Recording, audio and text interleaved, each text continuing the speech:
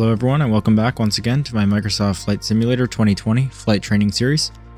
Today we're on Airliner training. This is episode 5. Looks like this is definitely where Microsoft Flight Simulator 2024 is really gonna fill in the gaps, because as you can see here, we literally have 2 lessons, just takeoff and landing. So this is gonna be a real quick one. Let's go ahead with the takeoff first. Alright, let's go ahead with the lesson. And this should be something I'm good at, since this is the plane I primarily fly. For a flight out of Nice, Côte d'Azur, don't you think? Well, I used the fly-by-wire version. 22 left, and we're cleared for takeoff. Taking off in an A320 Make sure everything is set, like our lights. Requires more speed and a longer runway than a single-engine prop plane. But luckily, we have some extra tools at our disposal to make the job a little easier once Speed we're brake, airborne. flaps. For starters, the auto thrust manages engine power to maintain a target airspeed. Autopilot will keep us on track with navigation, and the fly-by-wire system lets us maintain a consistent attitude without needing to make Set our flaps on the computer. adjustments. When I give the word, you're going to execute a straight-out takeoff. After you complete the initial climb, I'll take the controls. But first, check the MCDU for our reference speeds. I already typed in today's numbers. The rotation speed Hope those are accurate. is 131 knots. I'll call out when we reach it. Take a look at the PFD now. Then, once we hit VR, you just need to begin a gentle rotation by pulling back on the side stick. Don't exceed 10 degrees until you've lifted off. Next, let's review the thrust levers. We need to be aware of 3 different detents. Use the climb detent labeled CL on your throttle to automatically manage the thrust for the remainder of the flight. Toga to take off at full power on short runways or when performing a go-around. And for today, FLX MCT for a reduced thrust takeoff. We reduce thrust at takeoff to preserve our engine life and save fuel. Now let's monitor the engine parameters. I usually use the flex takeoff, so it'll actually be see on the engine interesting. warning and system I probably display, should, but I don't. I applied the parking brakes earlier. Let's take them off. Okay, we're ready to go. We're good to go. Half forward side stick. Make sure we don't go over the Both flex. thrust levers gently forward to 50% N1. Do some forward pressure. Move them to the flex detent.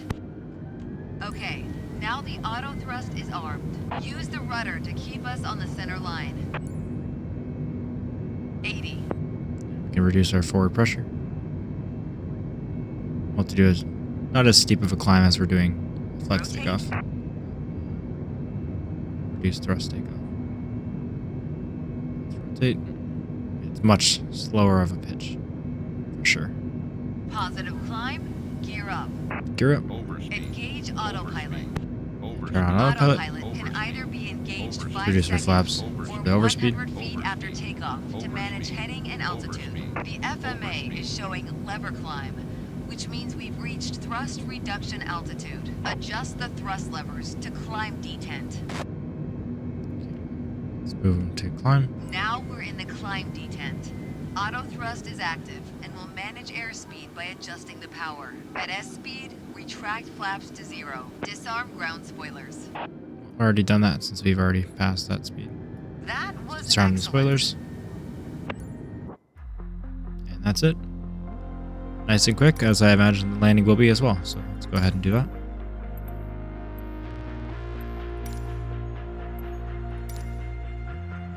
Not sure if this is going to be ILS or manual. It's probably going to be manual. Let's just bring our throttles back to halfway. I'm not sure how far out they're going to start us. Alright, let's go ahead and try the landing. We're on course for a Our visual flight director and the landing guide. Nice, Côte d'Azur. Auto thrust is going to handle power management, so our main objective is to control the See if it pitch lets us to do stay on ILS the glide actually. It's slope. enabled. The beauty of fly-by-wire means you only need to use the stick when you want to make attitude adjustments. Alright, as long as We will. auto thrust is on, the speed will be automatically managed. Throttles should stay in the climb detent. Just focus on the trajectory. Remember, fly-by-wire doesn't need a lot of corrective input. Just keep making small adjustments to pitch and roll as necessary. See the screw on the dash above the PFD? Use that as a guideline to keep us centered on the runway. For visual approach, we have the track FPA mode activated. This will display the green velocity vector on your attitude indicator. Place it 3 degrees below the horizon to follow a 3-degree glide slope. 2,500. Alright, well, we're cheating for now on ILS, but we'll turn it off early just because it wants us to do visual. Let's make sure our actual throttles here at climb. There we go, it's a bit finicky. Looks like our auto speed brakes on low. I'm going to turn it up to medium for this runway. And our speed brakes are armed and our flaps are full. And our gear is down. So our landing checklist is complete. I should have also mentioned that our lights are on, but I did see that earlier. So we'll just leave it on ILS for a little bit here, and then we'll turn it off a bit closer to the end. Beautiful sunset.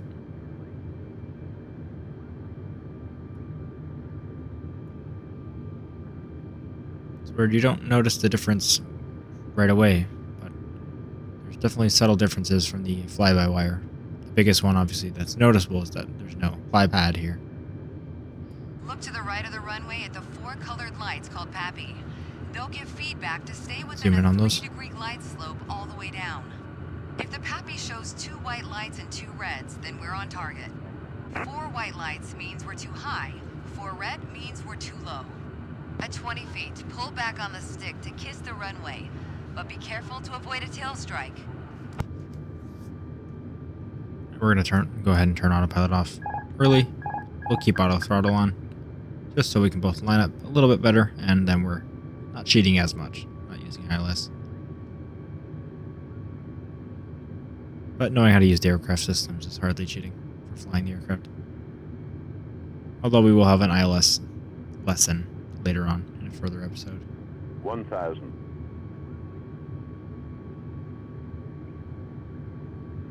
It's definitely odd flying an Airbus with the Boeing yoke, but we're going to make it work. I don't have any landings under my belt with the yoke, so we're still inexperienced for sure, but I've done a couple, so.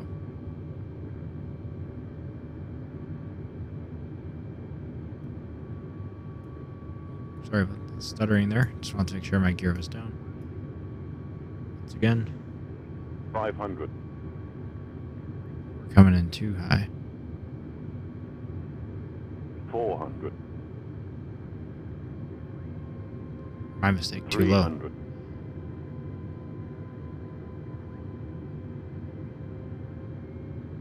200. We're getting close to the threshold. Now shift your focus down to the end of the runway. Listen for the computer calling out retard, then set thrust to idle.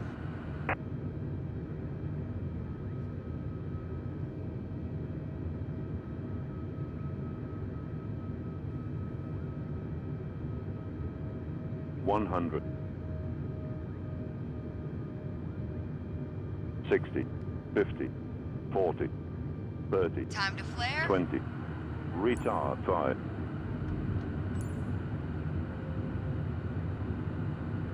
Alright, not terrible, not the best landing. Now return the side stick to neutral. Spoilers and auto Let's brakes go are ahead and activated. use our reverse thrusters. And bring it back now, we're at 60 knots.